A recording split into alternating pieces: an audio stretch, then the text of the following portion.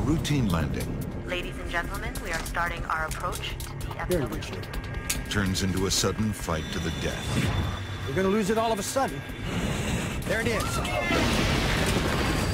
A passenger jet mysteriously falls from the sky and rockets towards a busy highway.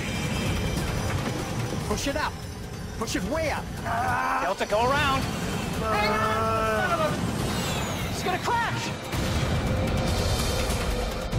An unknown force brings down a plane, claiming 137 lives. In the wreckage lies the one clue that can stop it from killing again. Mayday, mayday.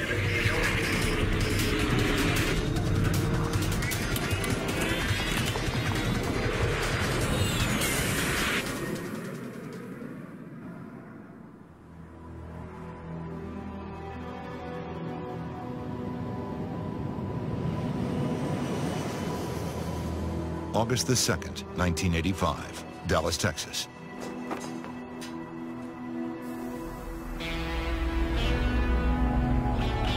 It's a very hot day, even by Texas standards.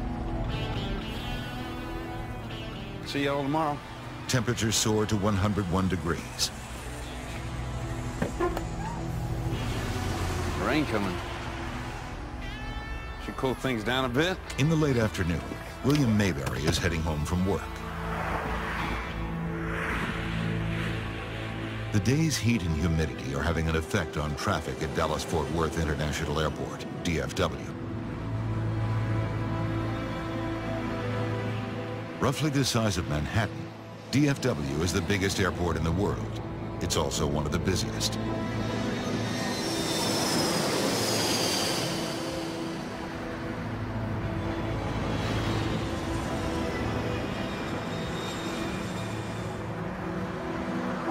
The heat has triggered some afternoon thunderstorms at the airport, creating a backlog of planes waiting to take off. American 631, you are cleared for takeoff. Air traffic Contact controller departure when Gene airborne. Skipworth is in the tower today.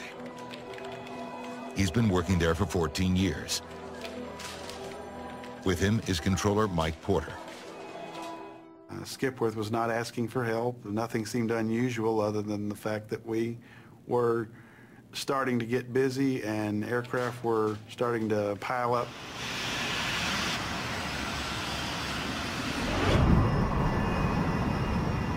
One of the many planes heading towards Skipworth's control is Delta Airlines Flight 191. Weather 6,000 scattered to 1,000 scattered. Visibility 10, temperature 101, wind calm. 101? 101 degrees, yes, sir. Captain Ed Connors and First Officer Rudy Price are two of Delta Airlines' most experienced pilots. Second Officer Nick Nassick is the other member of today's crew. The crew is flying a 6-year-old L-1011 TriStar, billed as one of the safest planes in the sky. There are 152 passengers and 11 crew members on board. They're scheduled to land in Dallas just before 6 in the evening. Good afternoon, ladies and gentlemen. This is your captain speaking. Hope you're enjoying your flight so far. Traffic is backing up at Dallas. All told, we'll be about 10 to 15 minutes late getting to the gate. Please let us know if there's anything we can do to make your flight more comfortable. The delay bothers Chris Meyer. He's a frequent business traveler who's in a hurry to get home to his family for the weekend. I've been down in Florida, Fort Lauderdale, for the last 2 weeks, and it was a Friday afternoon, and I was due to go home on Flight 191. 963, turn right, heading 620. En route from Florida to Texas, Delta 191 will communicate with several controllers. When I can, I'll turn you into Blue Ridge. It'll be about 010 radial. Every aircraft is guided along its flight path by a series of regional air route traffic control centers. They direct each plane's speed and altitude. 1901, descend and maintain 10,000. Join the Blue Ridge 010 radial and inbound. We have a good area there to go through. Captain Connors has some concerns about the route he's been given. He sees a storm cell along that path, and he doesn't want to fly through it. Well, I'm looking at a cell at about a heading of 255. It's a pretty good-sized cell, and I'd rather not go through it. I'd rather go around it one way or the other. I've had about 60 aircraft go through this area out here, 10 to 12 miles wide. They're getting a good ride, no problem. Well, I can see a cell now about heading 240. When I can, I'll turn you into Blue Ridge. It'll be about the 010 radial. 010, roger. We're going to hold you to that. Captain Connors gets his way. He's given permission to fly around the storm. Once past it, he'll line up for a landing on runway 17 left. I'm glad we didn't have to go through that mess.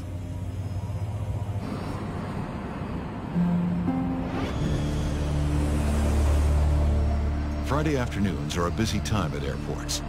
The afternoon rain is making this Friday even busier. 23-9er down to 618.96. The main priority for the controller on duty is to keep the incoming planes a safe distance apart. He wants them at almost 3 miles from each other. That distance allows enough time for the violent air turbulence behind one plane to die down before the next plane touches down. Right now, Connors and Price are getting too close to the plane just ahead of them, a corporate Learjet. Delta 191 Heavy. Turn left 10 degrees, reduce speed to 180. To put some distance between the two planes, Drop to 5,000. the controller asks the Delta crew to slow to 180 knots, Delta 191. 205 miles an hour. Wilco. 10-degree flaps, please. You're listening to Dallas 105 FM. It's a wet one out there, folks, so drive careful. Heading home along Highway 114, William Mayberry will soon be passing DFW.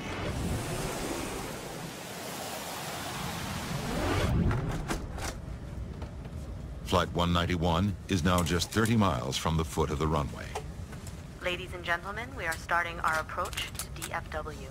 Please make sure your seats are in the upright position and your seatbelts are securely fastened.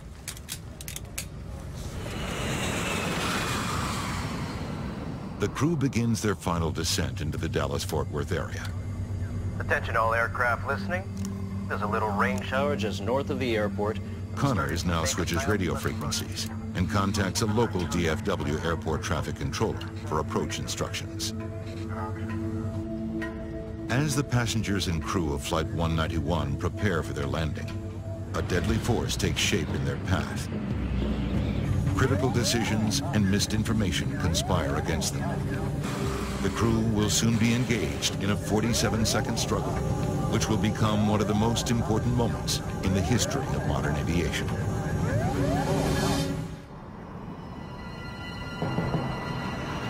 As Delta Flight 191 approaches the Dallas-Fort Worth Airport, First Officer Rudolph Price notices rain ahead. We're gonna get our airplane washed. What? We're gonna get our airplane washed. Delta 191 is still closing in on the Learjet ahead of it. Price and Connors need to slow down even further to put some distance between the two planes. Delta 191 Heavy, reduce speed to 150. Speed to 150. 5 miles from runway 17 left. Delta 191 is handed over to another controller, Gene Skipworth, for final approach and landing.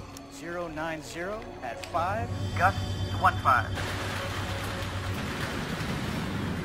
Tower, Delta 191 Heavy, out here in the rain. Feels good. Delta 191 Skipworth Heavy, tells the crew regional to tower. expect a stiff but 17 manageable left, clear to crosswind land. of up to 15 knots. Winds 090 at 5. Gusts to 15. Thank you, sir. First Officer Price will be at the controls for the upcoming landing. Pilots and co-pilots routinely alternate flying duties. As Flight 191 is coming in to land, William Mayberry is just north at the airport. He's caught in the same storm that Price and Connors are just beginning to fly through.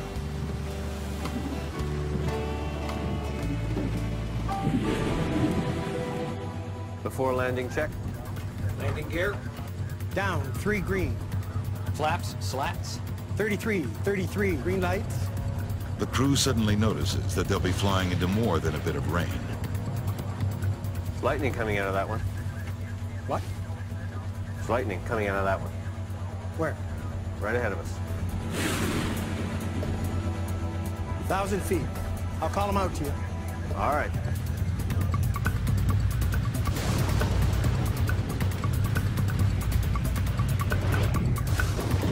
We're not getting any bad warnings from the weather or from other pilots, which we rely on as they come through it.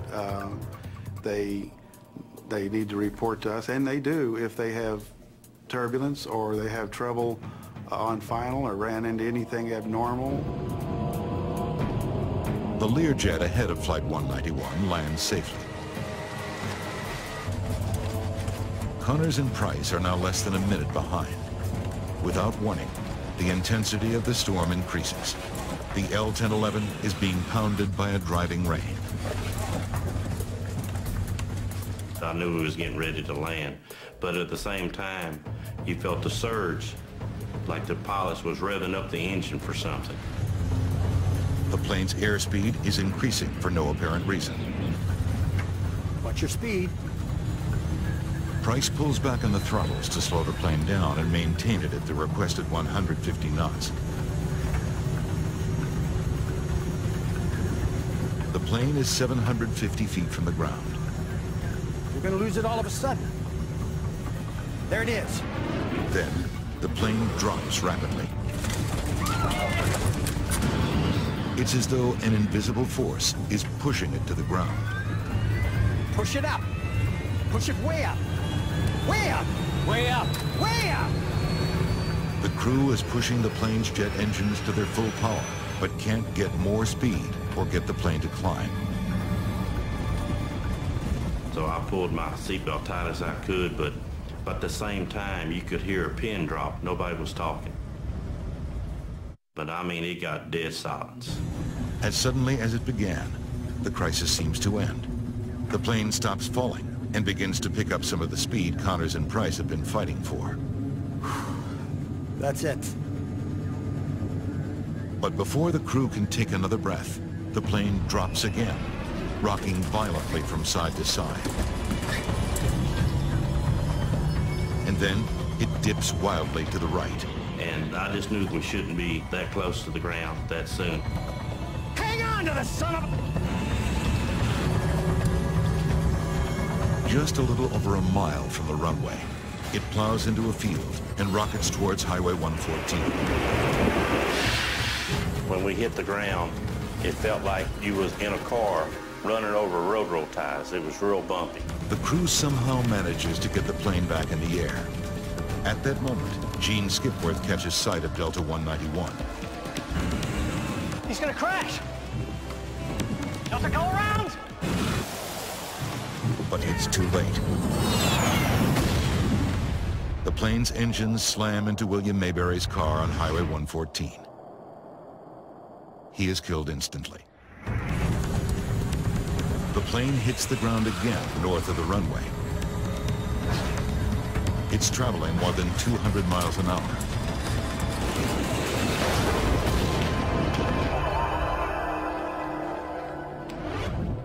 I must have caught sight of him just at the last millisecond, and he cartwheeled into the tank in just an instant, and then of course there was fire, not a ball of fire, but a wall of fire.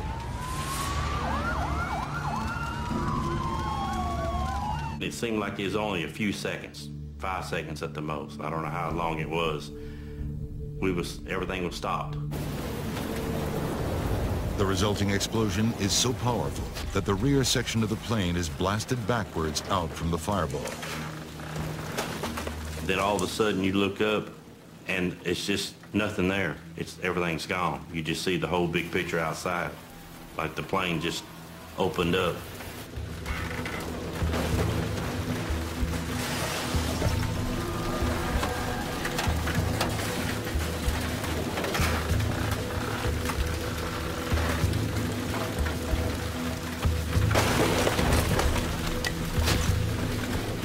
Remarkably, the tail section containing the last 10 rows of seats is relatively intact.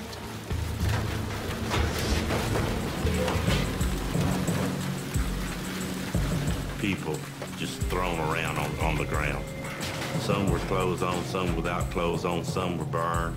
It was something that you can't describe unless you're there to see it. It is something that you will never get out of your mind. Help! Over here!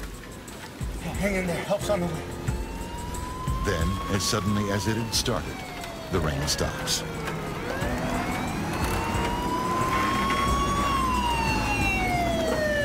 It takes firefighters less than a minute to get to the crash. And when I arrived on the scene, I truly believe that there wasn't anybody that had survived this plane crash because there was just devastation everywhere. The front of the plane has all but disintegrated. I knew I had to get out there. At the time, I was a stringer for Time magazine, worked with them on a part-time basis, called their Atlanta headquarters for this portion of the country. They said one word: go.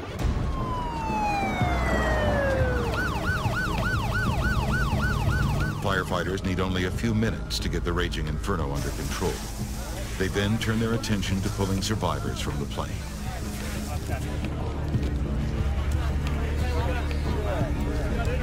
It wasn't until the fire started to subside a little bit that I saw the tail section where there was some hope of some people surviving.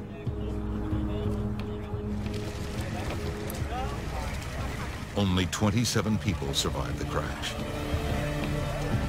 I had seen death before as a medic in Vietnam, but it had never been aimed at civilians, and certainly not on a mass casualty situation, and certainly not this suddenly. I could tell how bad it was. You could see and smell and feel the death.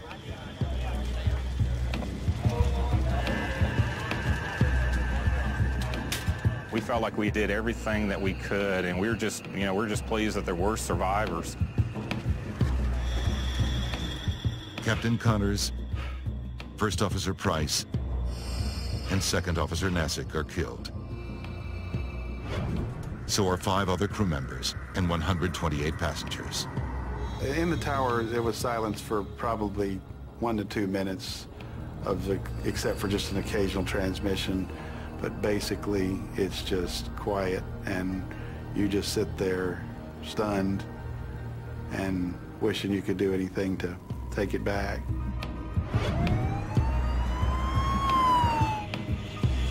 This is a monumental crash.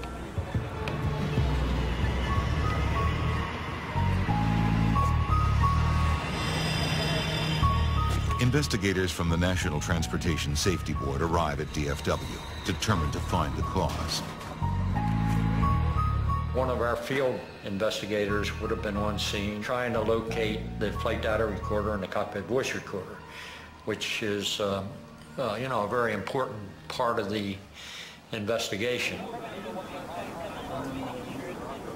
Investigators begin looking for evidence of mechanical failure.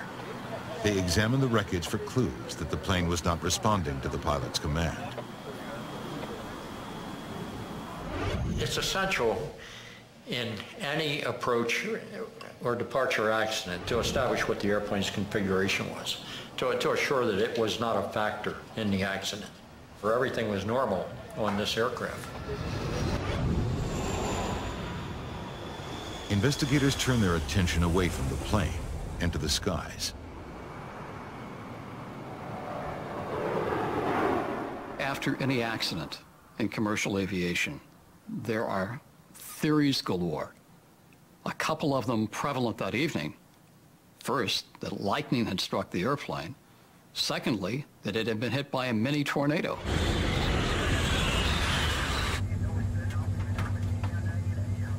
Lightning coming out of that one. Where? Right ahead of us. 15 different witnesses, including flight crews, report seeing lightning as Flight 191 was descending towards the runway. The investigators have to consider the possibility that Flight 191 was hit by lightning. Lightning is always something that you have to investigate to determine the possibility that lightning disabled some part of the airplane. In 1963, a Boeing 707 was struck by lightning. The lightning ignited the fuel in the plane's tank. The plane crashed. 81 people died. There have been a handful of similar crashes since then.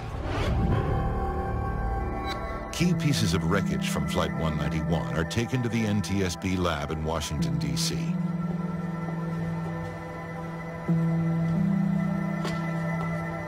Bud Laynor is the investigator in charge of examining the wreckage, as well as the data from the plane's cockpit voice reporter. But sometimes it might be very difficult to find to determine where the airplane might have been struck by lightning and where the exit point was. Lightning coming out of that one. Where? Right ahead of us. If the plane was hit by lightning, there would be evidence left behind. A device called a static discharge wick is attached to the trailing edge of an airplane's wings. It redirects static electricity into the outside air instead of into the plane, where the charge could cause a fire.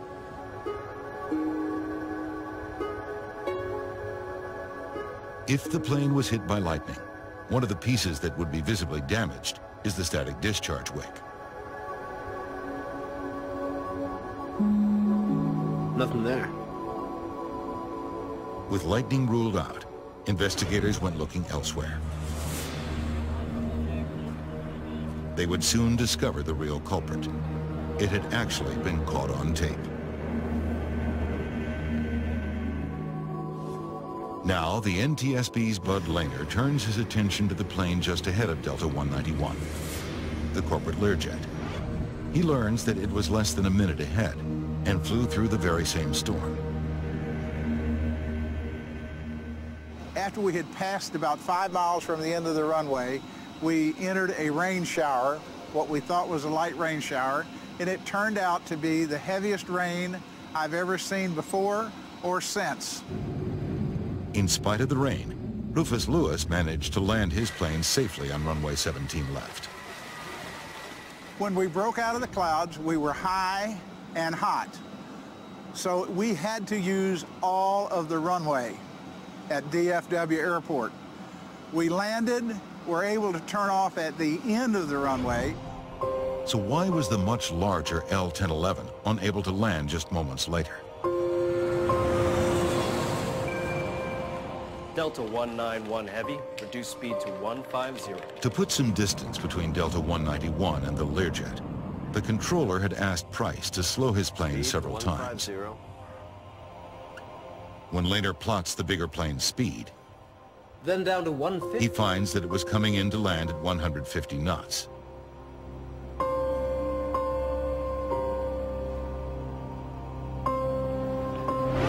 Delta 191 Heavy, reduce speed to 150. Investigators considered the possibility that Flight 191 had been traveling too slowly for a safe landing.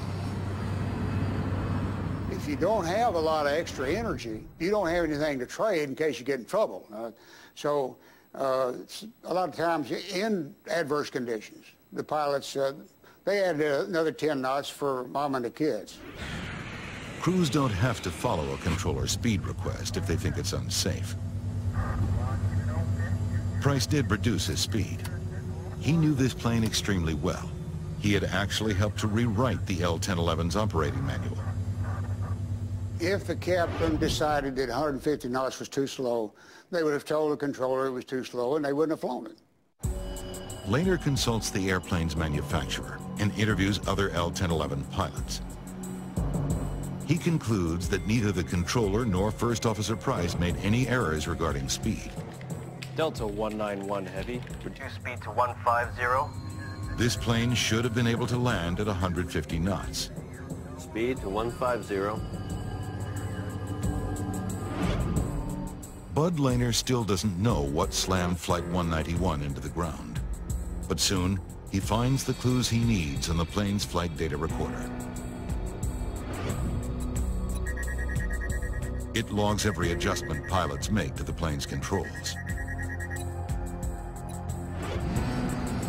The device also records external elements like temperature, wind speed, altitude, and air pressure. Whatever Connors and Price were fighting, there's a good chance it left its fingerprints on the flight data recorder. This flight data recorder gave us several parameters we didn't have before. Engine power, longitudinal acceleration, and those kinds of parameters really enabled us to do a more in-depth analysis. The plane's data recorder has documented a combination of rapidly shifting winds. Then it shifts to a downdraft. In a matter of seconds, the plane was hit with strong winds from the front, then from above, then from behind. There you have it. For Bud Lehner, that sequence could only mean one thing: a microburst. A microburst is a violent shaft of air falling from a storm cloud. Back in 1985, few people knew more about encounters between microbursts and airplanes than John McCarthy. If you're at the kitchen sink and you turn on the water and it goes straight down and it splashes out in all directions. And that's kind of what a microburst is, except that it is extremely bad news if you're an airplane flying through it at low altitude. A plane first faces a strong headwind which lifts the plane skyward, then a downdraft which slams it toward the ground. Finally, the microburst delivers its most dangerous punch, the tailwind. And you would get a rapid descent, a loss of lift, and a rapid descent towards the ground, and easily crash the airplane. The plane's wings need a steady flow of air moving over them. That's what gives them their lift. By inhibiting that flow, the tailwind reduces lift.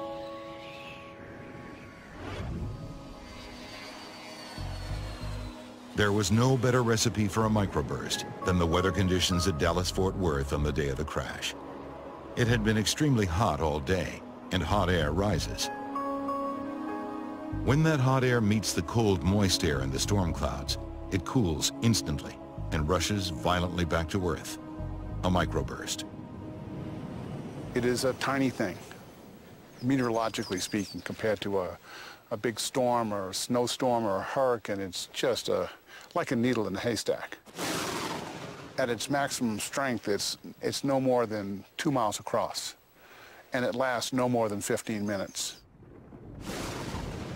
So if you look at that little space and time window, it's very small. And so the probability of hitting one is low. The odds may be slim, but planes do fly into microbursts. In 1975, an Eastern Airlines flight landing in New York flew into a microburst. It slammed the plane into the ground, killing 113 people. It was clear that the 136 people on Flight 191 had become the latest victims of a microburst. Investigators had their culprit. Unbelievable. And thanks to Flight 191's advanced data recorder, they could paint a remarkably accurate picture of it. The killer had essentially been caught on tape. But what the flight data recorder doesn't explain is how such an experienced crew fell victim to a killer they were all trained to overcome. When Lehner compares the pilot's actions to the actions of the microburst, watch your speed.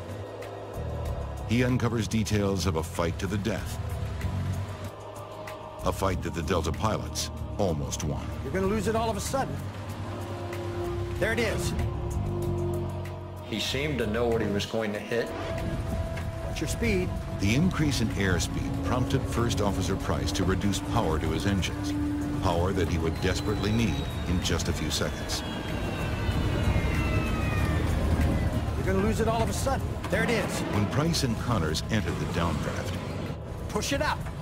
They were just 820 feet from the ground. The captain knew the characteristics of a microburst. He'd obviously been given an introduction to wind shear and microburst characteristics in his flight training. When Connors and Price encountered the microburst's tailwind, there was very little they could do. They had insufficient speed and altitude with which to maneuver. If a pilot encounters a strong tailwind at 10,000 feet, he can point his nose down and dive to pick up speed and generate a lift. It's called trading altitude for airspeed. But that trade wasn't available to Price and Connors. They were just 820 feet off the ground when the tailwind struck. The only way for them to gain airspeed was from their engines. Push it up. Way up. Co-pilot responds. Airplane stabilizes. I can see that most pilots would say, well, we're through with that, and rain's going to stop, we're going to land. Momentarily, their efforts seemed to pay off. Their airspeed increases. Their plunge halted. But with Flight 191 so close to the ground, this particular microburst delivered the ultimate blow. A fierce crosswind that forces their plane to bank dangerously to the right. Hang on to the son of a... Combined with the microburst's other winds, the crew was defenseless. Toga! Toga! Toga is takeoff go-around mode, and what it means to a pilot in that regime of flight is let's abandon the approach. We're no longer going to try to land this airplane. We want to do everything we can now to survive the wind condition that we've entered. The skill and experience of the pilots were no match for this microburst. It was too big, its winds too powerful and unpredictable. The entire fight lasted only 47 seconds. The pilots of Delta Flight 191 did their very best to recover from this situation, and it didn't work out. Investigators were left with one perplexing question. Why had Connors flown into the storm in the first place? Prior to 1985, the radars on board the aircraft were built to detect thunderstorms, essentially heavy areas of precipitation.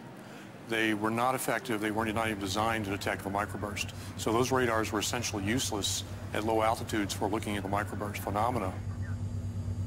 Microbursts are invisible, but they generally emerge from storm clouds. That's why pilots are trained not to fly into storms if they see lightning. It's a pretty good size cell, and I'd rather not go through it. I'd rather go around it one way or the other. When I can, I'll turn you into Blue Ridge. It'll be about 010 radial. 010. Oh, roger. Captain Connors was not a risk-taker. He was known as a cautious pilot. I'm glad we didn't have to go through that mess. It's hard to blame the aircrew. Their job is to avoid thunderstorms, and there's probably a forecast for thunderstorms every day at Dallas in the summertime. Which ones do you avoid? And it's a very difficult problem. Earlier in the flight, Connors had flown around bad weather. Investigators can only conclude that he underestimated the storm in his path at the foot of runway 17 left. When you're in a landing sequence at an airport like Dallas or Atlanta or Chicago, and you see other airplanes ahead that are landing uneventfully, you might get the impression that there's a thunderstorm there, but I'm going to pass through it very quickly, and it's not going to be a factor for me. Airports like DFW have sophisticated systems in place to provide weather information to pilots. A thunderstorm at the end of a runway is the kind of threat they were designed to identify. But this deadly storm managed to foil those systems. As Flight 191 was approaching the airport, the weather at DFW was changing very quickly. Attention all aircraft listening. There's a little rain shower just north of the airport. Captain Connors heard that part of the message, but then he switched his radio frequency for his final landing instructions. The Delta crew never heard the last part of this message about weather ahead. There's a little bitty thunderstorm sitting right on the final. There was an observation 2 minutes before the accident that there was a wall of water at the threshold of the runway. It's been my contention that that information would have been very important to the flight crew. Radar readouts from the day of the crash indicate that the storm cell Connors and Price flew into grew out of nothing in a matter of minutes. This is 2 minutes before the accident. The readout shows the beginnings of a weather cell at the foot of runway 17 left. This is 3 minutes after the accident. And we have a new cell right at the threshold of the runway that wasn't evident in the previous pictures. This explains why Rufus Lewis was able to land his Learjet. The microburst was just beginning to form when he was approaching the runway. Many people think that there was a huge vertical development that the pilots recognized and they just decided to go fly through it anyway. And I maintain, and I think the evidence proves it, that that was not the case. They didn't recognize this new developing cell. They did get into the storm beneath the cell, but it was heavy rain. They weren't worried about that. Then the hammer fell. It was too late. It's small. It's the length of a runway, roughly, and it doesn't last very long. So it's something that can happen so quickly that many accidents have occurred because nobody knew it was there. The storm arrived at the foot of runway 17 left, virtually unannounced. But once there, it attracted a lot of attention. Pilots on the ground, as well as trained weather observers, saw the worsening storm. But they all saw it too late to warn the crew of Delta 191. The storm did show up on a radar screen at the Fort Worth Air Traffic Control Center. But at the time of the crash, the meteorologist on duty was in the cafeteria on a meal break. If the flight crew had had any idea that there would be a severe event in front of them, they would have missed the approach. Investigators conclude that the Delta crash was caused by the pilot's decision to continue their approach into the storm. A decision that was made because the crew wasn't warned about the hazard. In 1985, there were basic systems at airports that could detect dangerous winds, but they could not reliably detect microbursts. Yet a microburst detection system was being tested in Denver and working very well. What we found out is that Doppler radar, which is on the ground, is incredibly effective in detecting microbursts. And in fact, it can detect about 98% of a microburst. Conventional radar uses radio waves to measure precipitation inside a storm. Doppler also sends out radio waves. But by measuring the frequency of returning waves, Doppler can also calculate the movement of the winds inside a storm. And if you look through the Doppler radar, you see a part of it that's going away from the radar and a part that's coming towards the radar. And if it's small, it's absolutely a microburst. It can be nothing else. So it has what we call an unambiguous signature of a microburst, which means we got it. Since Doppler radar could see a microburst, controllers could use it to warn crews of their presence. The Denver research resulted in an important new system at airports, terminal Doppler weather radar.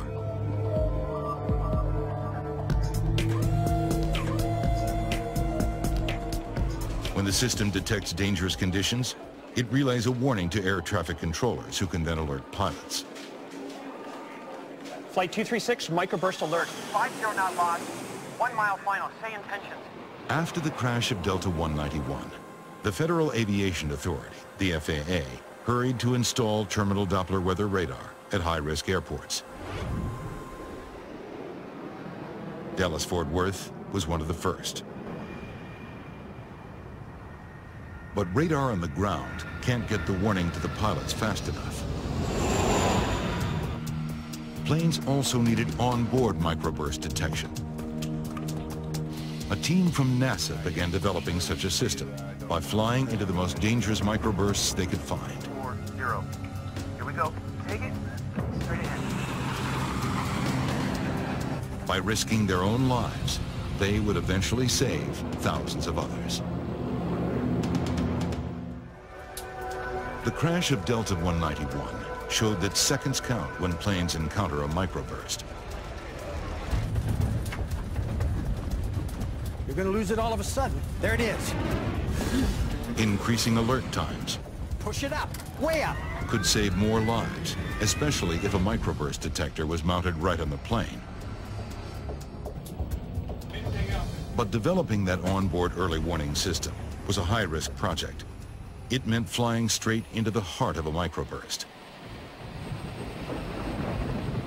We did a very careful risk analysis of all the possible dangers that could occur. And initially, the first reaction was, you want to do what with an airplane? You want to fly it through a microburst? In the summer of 1991, NASA modified a Boeing 737 and went hunting for microbursts. The idea was to identify onboard technology that could warn pilots of a microburst in their path. The airborne solution brings detection right into the cockpit, so the pilot sees exactly what's in front of the aircraft, and when an alert is given, there's no time delay. Ground speed 234. The NASA researchers were testing 3 separate systems for detecting microbursts. A modified Doppler radar housed in the 737's nose, a laser radar under its forward cargo bay, and a side-mounted infrared device to measure changes in air temperature. Each of those systems was wired to banks of computers in the plane's cabin. A spotter on the ground could find a microburst and quickly direct the plane towards it. Roger, control 515. We're rolling. Roger, understand your roll. TDWR, NASA control. Range. Range, 45 miles. Ground speed, 240. Here we go. Take it. Straight ahead. Need to come left about 10 degrees, 15 degrees. Well, when you spied a microburst, it was all business. It was how do we get there, how do we get to the right altitude, the right airspeed, the right position, when to begin data collection. So people were quite busy during these flights. But yeah, it was exciting. We wanted to find them, we wanted to penetrate them. With every microburst, the 3 onboard detection systems were put to the test. Researchers on the plane could instantly see which instrument was doing the best job of picking up the microburst ahead. Behind the aft flight deck, we had pallets of equipment where the radar engineers, the laser engineers, and the data recording engineers could sit and ensure that each system was performing as expected. Ground speed, 234. Dead ahead, maybe 1 degree to the left. Let's go straight through this one. Here we go. Take it. Straight ahead. We started with very, very weak microburst. Again, we had the ground-based radar telling us what we were about to go into. So we started with very weak microbursts, gained experience, then gradually worked up to stronger and stronger ones. You would see the rain begin to fall, and you would feel a sinking feeling. It'd be a little settling, a little like an elevator starting down. A few minutes here before we touch down. What do you see? So any apprehension that the crew may have had initially about going through them was actually replaced later with joy at finding them. Here comes the center of the target, right now. 242 on the ground speed. Wind's gone away. Look for a tailwind. I'm watching. We lost some altitude there, too. There, the wind's gone around the tail at 10 knots. Good strong downdraft in the middle of it. Just sucked 100 feet in almost no time at all. Our good performance decreased, too. We were about 850 and we dropped to 750. Beautiful. The Langley researchers flew into dozens of microbursts over the course of their research. The project proved that the forward-looking Doppler radar was the only system that could consistently give pilots advanced warnings of a microburst ahead. What we found was that the Doppler radars could detect an extremely wide variety of microbursts. It's lightning coming out of that one. If the crew of Delta 191 had had a system to warn them of microbursts, they could have boosted power to their engines and started climbing before they encountered it. That might have given them the speed and altitude which they sorely lacked when they began their battle with the storm. The Langley flight tests had, in effect, tamed the microburst menace. After the NASA tests, the FAA certified a Doppler-based warning system for planes. Today, forward-looking Doppler radar is standard equipment on commercial flights around the world. The good news out of all of this tragedy is so many things have now happened, from radar to ground-based systems to airborne systems, and especially to training for pilots. We think that microburst accidents are a thing of the past. If there is one crash that we can look back on now and say, this made things safer because we learned from it, it was Delta 191. The changes made after the crash of Delta 191 have saved countless lives. Captain Connors and First Officer Price lost their fight against a microburst, but their struggle managed to expose and disarm an invisible killer.